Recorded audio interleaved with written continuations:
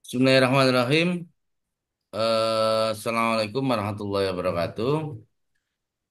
Waalaikumsalam Waalaikumsalam. warahmatullahi wabarakatuh.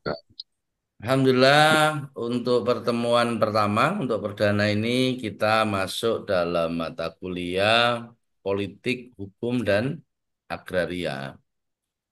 Sebelum nanti pertemuan nanti yang kedua, ketiga, keempat, terlebih dahulu saya sampaikan bahwa ada kontrak kuliah ini terkait dengan apa yang akan kita bahas, apa yang kita diskusikan, apa yang kita analisis, yang fokusnya kepada politik, hukum, dan agraria. Kita bisa simak untuk Pak, bisa kelihatan ya. Yang pertama terkait dengan RPS yang akan kita gunakan nanti metodenya seperti apa, capaiannya seperti apa, dan juga deskripsi singkat terkait dengan mata kuliah Politik, Hukum, dan Agraria. Pertama, mahasiswa memahami hukum dan administrasi pertanahan. Di sini yang jadi indikatornya ini menjelaskan hukum dan administrasi pertanahan, kriteria dan tekniknya, kajian mandiri, diskusi kelompok, bisa hybrid atau melalui LMS, kemudian kuis, tugas mandiri, kita bisa brainstorming di sini, dan pembelajaran bisa menggunakan luring maupun daring. Ini yang pertama dan hari ini yang kita lakukan itu kita kontrak kuliah ya. Yang kedua adalah mahasiswa memahami hubungan manusia dan tanah. Dilakukan dengan diskusi brainstorming. Jadi pembahasannya nanti manusia sebagai makhluk sosial, bicara pertanahan dan juga agraria. Di mana teman-teman ilmu pemerintahan ini masih belum expert juga, masih belum familiar. Nanti pembahasan terkait dengan pertanahan dan agraria ini seperti apa? Kalau soal manusia sebagai makhluk sosial sudah familiar nih, teman-teman. Yang ketiga, menjelaskan ideologi dalam politik pertanahan. Nah, ini nantinya pembelajar menggunakan LMS tugas mandiri membuat rangkuman menyusul hasil telaah mandiri berkaitan dengan pertanahan yang ada di sekitar Anda. Rujukannya apa di sini? Rujukannya ada Undang-Undang Dasar 45, kemudian ada UUPA. UUPA ini adalah Undang-Undang Pokok Agraria sejak tahun 1960, di mana nanti teman-teman akan bisa mengurai pertanahan ini berdasarkan dua undang-undang ini. Selanjutnya yang keempat, menjelaskan tinjauan historis hukum pertanahan. Nah, ini kajian secara Undang-Undang Pokok Agraria. Apakah bagaimana lahirnya Undang-Undang Pokok Agraria tahun 1960, padahal di Indonesia ini sudah ada kemerdekaan sejak 1945. Tetapi kenapa persoalan agraria ini baru diatur dan diundangkan itu di tahun 1960? Bagaimana sistem pertanahan pada saat itu? Bagaimana sistem pertanahan di era kolonial Belanda? Bagaimana sistem pertanahan di era-era kerajaan pada saat itu? Lah ini secara histori kajian-kajian hukum pertanahan ini bisa kita urai pada pertemuan keempat.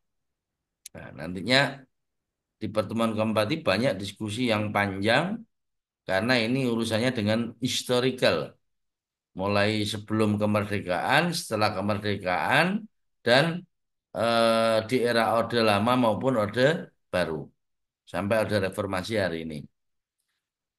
Kemudian menjelaskan penguasaan negara atas tanah. Nah, ini penguasaan negara atas tanah, tujuan penguasaan tanah untuk proyek negara. Jadi nanti bicaranya seputar bagaimana negara ini bisa menguasai tanah dengan tujuan ada proyek-proyek negara. Dengan tujuan ada pembangunan jalan tol, dengan tujuan ada pembangunan sungai, dengan tujuan ada pelebaran jalan. Nah, ini juga nanti akan kita urai. Apakah seperti yang diberitakan viral hari ini ada patokan-patokan di laut itu? Apakah itu masuk proyek negara atau tidak? Apakah itu merupakan penyerobotan tanah yang tanpa diketahui negara itu akan kita diskusikan, kita bahas pada pertemuan ke-5. Untuk pertemuan ke-6 ini menjelaskan hak-hak masyarakat adat. Jadi tanah ini terdiri dari ada hak ulayat, ada hak adat, ada hak pemerintahan, ada hak atas tanah terhadap masyarakat. Nah, sehingga bisa diklasifikasi bahwa perolehan tanah, taruhlah contoh di Bali ya, atau di Kalimantan. Oh ini ada suku Dayak semisal, ada suku Sasak, ada suku kayak di Ambon semisal, di Papua semisal ya. Nah, ini mereka punya hak untuk mengkafling ya atau menggarap tanah di mana tanah itu memang diperuntukkan untuk adat. Ketika terjadi jual beli, ketika itu dijual belikan, itu juga melibatkan adat. Kalau perorangan pengen memperjualbelikan tanah itu jelas tidak bisa. Kalau tidak sepengetahuan oleh tetua adat, masyarakat adat. Nah, ini semakin luas karena pembahasannya nanti ada hampir 37, 38 provinsi. Mana di Jawa ini yang kategori tanah adat, mana yang tanah pemerintah, mana yang tanah perorangan. Itu nanti kita urai pada pertemuan ke-6 sebelum UTS. Selanjutnya, pertemuan ke-7 ini menjelaskan reformasi agraria, di mana reformasi agraria ini digaungkan itu pasca di pemerintahan SBY. Jadi awal di tahun 2014 ini reforma agraria ini sudah diluncurkan. Nanti kita akan bahas pengertian reforma agraria ini apa, tujuannya seperti apa, adaptasinya reformasi agraria terhadap iklim seperti apa. Ini nanti bisa kajian diskusi ya, kajian diskusi kelompok. Artinya untuk memahami reforma agraria tujuannya apa, sejauh mana negara sudah melaksanakan reforma agraria ini sampai muncul kasus-kasus sekarang ini banyak sudah viral ini ya. Apakah itu bagian reforma agraria atau enggak? Ada yang di sebagian tanah-tanah hutan ini diberikan kepada masyarakat desa hutan. Jadi ada LMDH, Lembaga Masyarakat Desa Hutan, di mana masyarakat desa hutan ini, lembaga ini dikasih pengelolaan untuk menjaga hutan dan dikasih hak untuk mengelola tanah-tanah di sebelah atau di daerah hutan itu tadi. Nah, ini bagian dari reforma agraria. Setelah pertemuan ke-7 ada UTS ya. Kita nanti pertemuan ke-9 adalah menjelaskan hak-hak atas tanah. Jadi ini semakin mengkerucut, mahasiswa dituntut untuk bisa mengerti hak atas tanah itu apa saja. Ada hak milik, ada hak GB, ada hak GU, jadi hak GB, hak guna dan bangunan, ada guna usaha. Nah, ini harus nanti bisa membedakan ini. Mana ada hak milik sertifikatnya kamu atau punya orang tua, mana yang masuk kategori HGU, hak guna bangunan. Jadi mereka hanya menguasai bangunannya saja, tetapi tanahnya punya negara, atau hak usaha di mana pemerintah memberikan sewa 15 tahun untuk dijadikan usaha. Kemudian ada tanah negara. Nah, tanah negara ini bagian yang mana saja nanti kita bisa diskusikan. Kan seringkali di setiap desa itu ada tanah-tanah lapang, ada lapangan sepak bola, ada lapangan voli, ada lapangan bersama. Itu pun adik-adik mahasiswa belum mengetahui sebenarnya itu tanahnya siapa. Nah, rata-rata itu kan tanahnya tanah Mm-mm. Voorvonding atau tanah peninggalan Belanda, sehingga itu dikuasai sama pemerintah, dikuasai sama negara, sehingga masyarakat satupun tidak berani untuk mengkafling tanah itu, sehingga rata-rata di desa-desa itu dijadikan lapangan-lapangan sepak bola atau lapangan-lapangan untuk olahraga-olahraga yang lainnya atau lapangan hamparan ya, berupa hamparan. Nah, itu bisa kamu saksikan di desa. Naila, ada ya tanah-tanah seperti itu, Naila? Di kampung-kampung itu ya, ada Putri. Naila, di kampung kan ada tanah yang apa?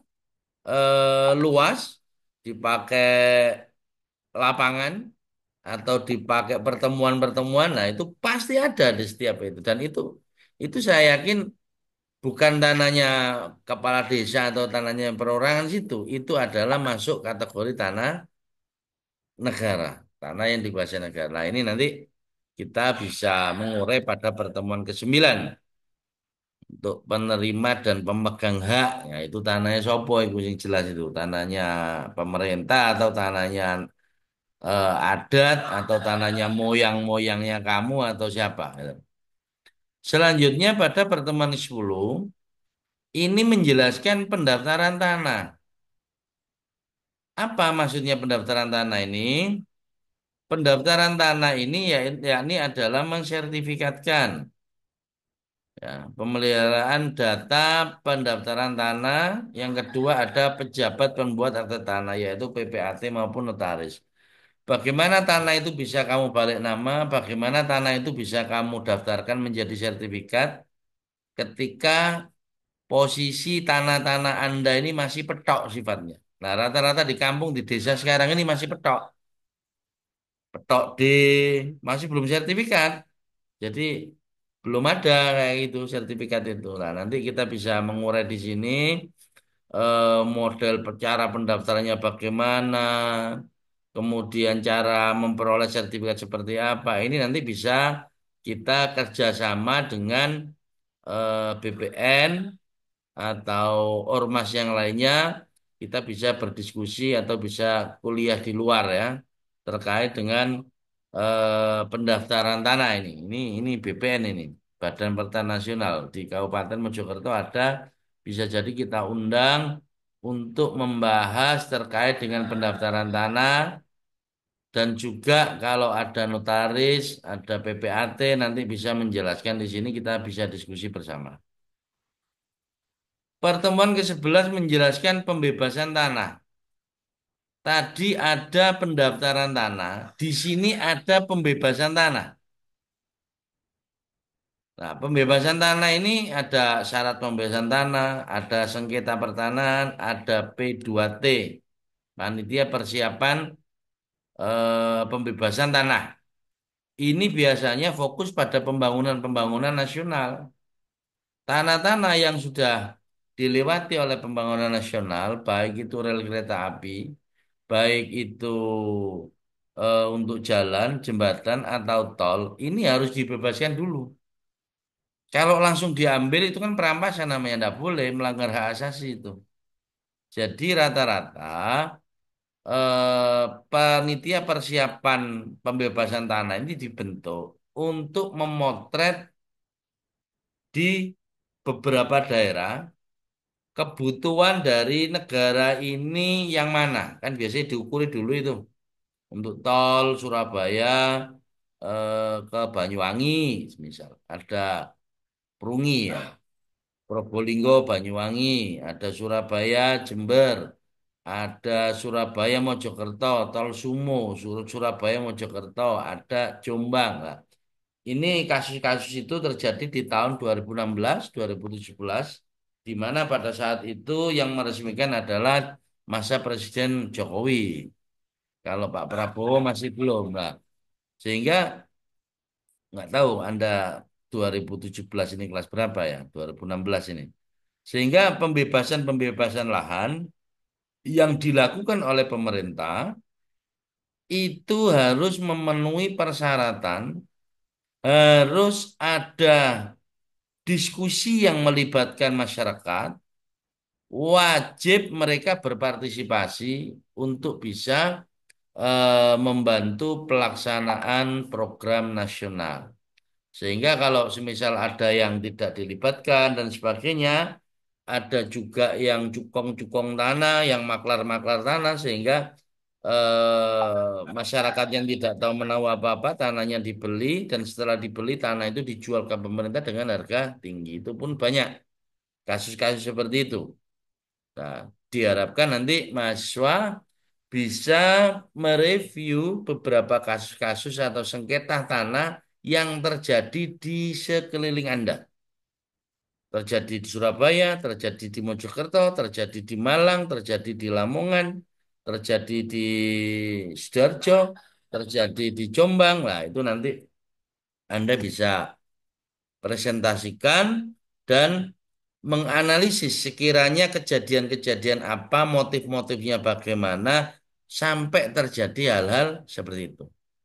Apakah ini terjadi konflik horizontal atau konflik vertikal, atas dengan bawah, dengan penguasa, atau di horizontal, sehingga nanti sengketa-sengketa pertanahan itu akan nampak dan tidak terjadi lagi di Indonesia.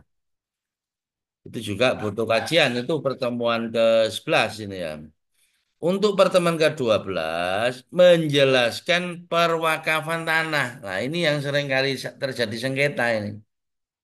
Ada tanahnya diwakafkan, anaknya tidak mau. Ada tanah yang diwakafkan sama bapaknya, menantunya nggak terima, cucunya nggak terima kan itu. Nah, ini supaya bisa terurai ini pengertian dan kesejarahan untuk perwakafan tanah ini seperti apa, pandangan histori ya toh. Kemudian masa Hindia Belanda, masa kemerdekaan dan masa reformasi.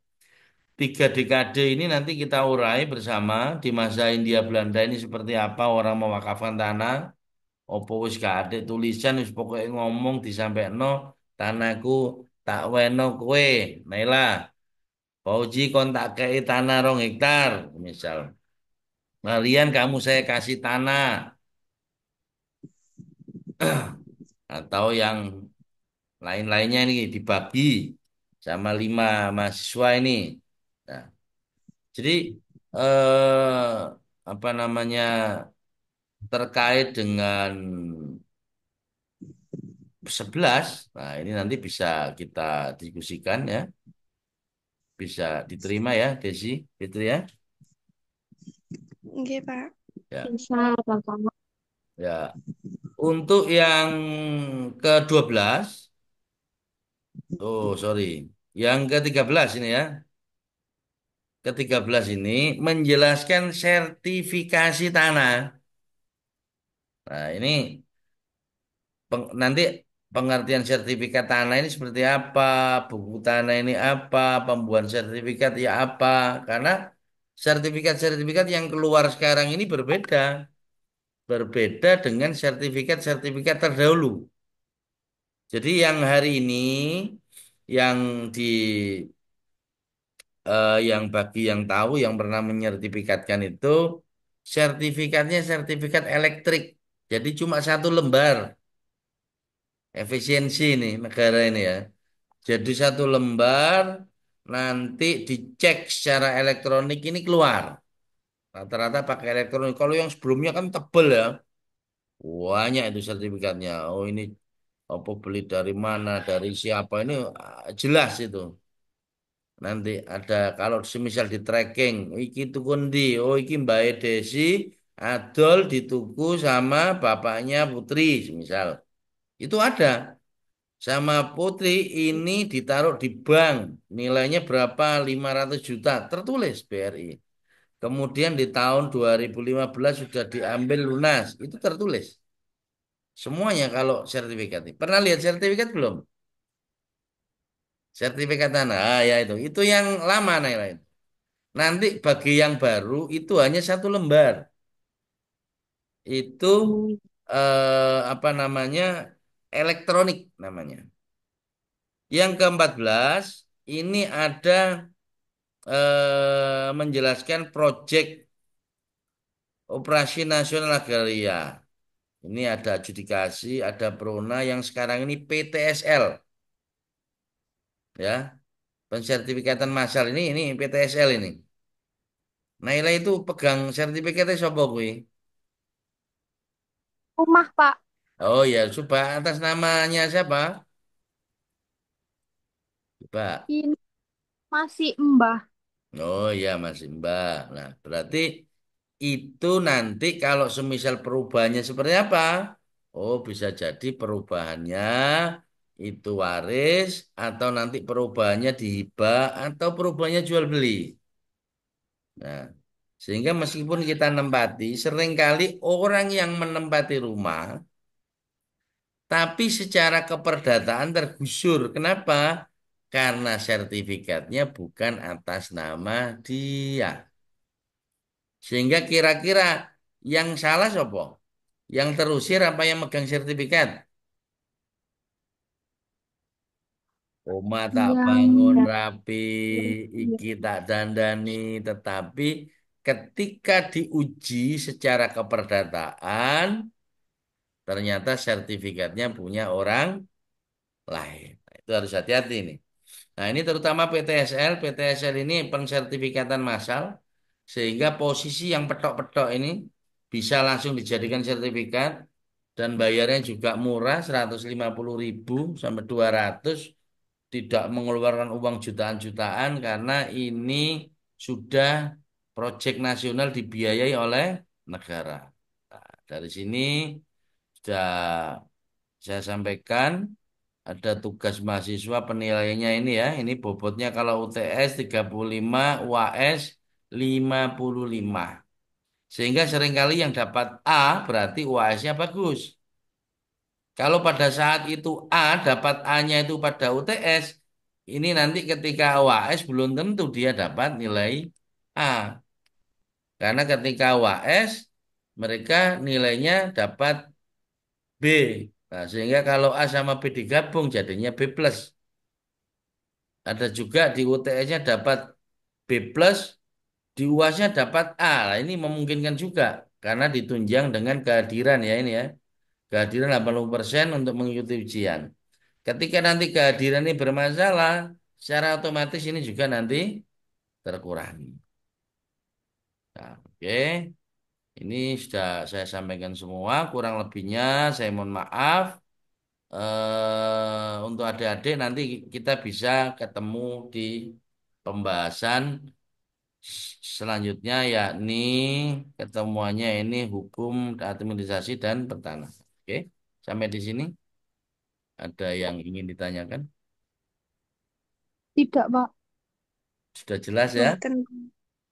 Ya, sangat jelas. Sudah semua insya Allah ya. Dari kejelasan ini nanti kita akan bisa diskusikan dan ini memang sangat-sangat menarik untuk kita pelajari.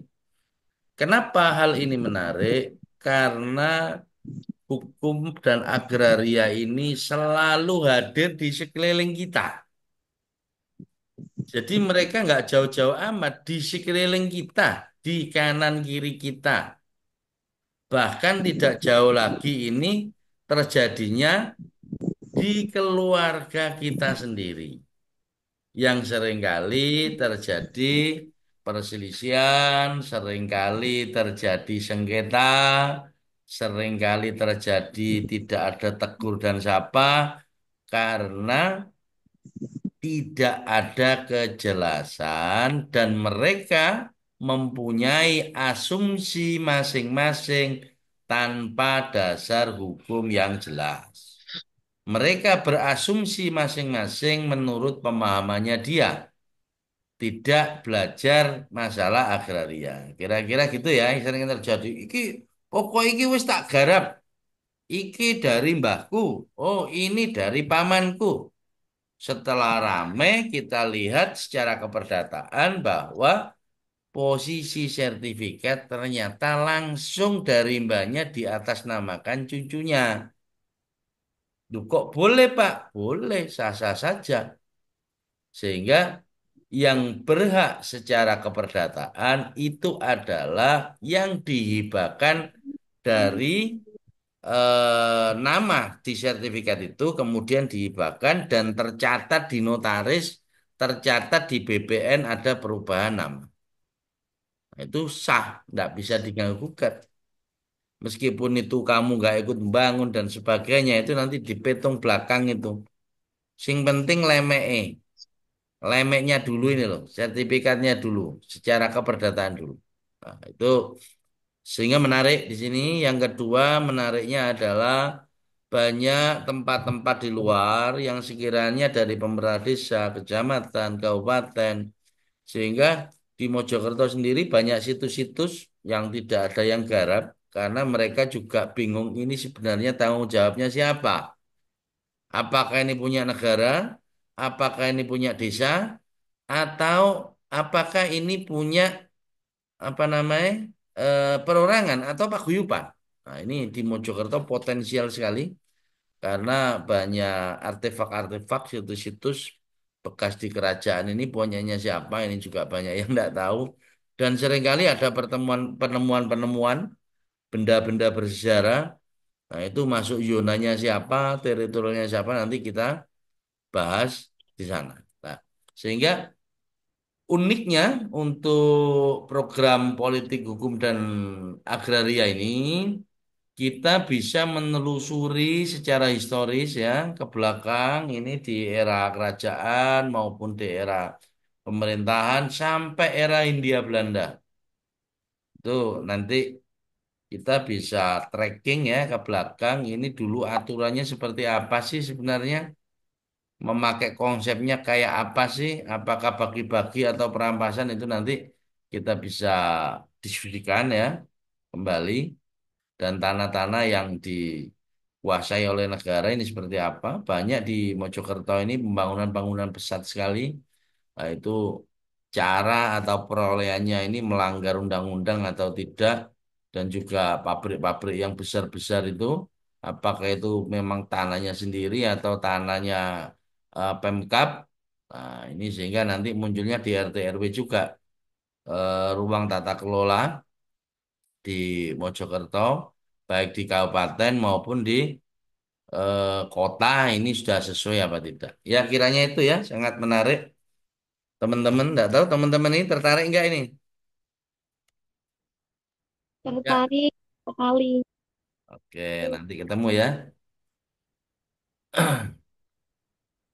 Ya, kiranya itu yang bisa saya sampaikan untuk sementara. Ada pertanyaan? Tidak. Ya, Nah, Alhamdulillah.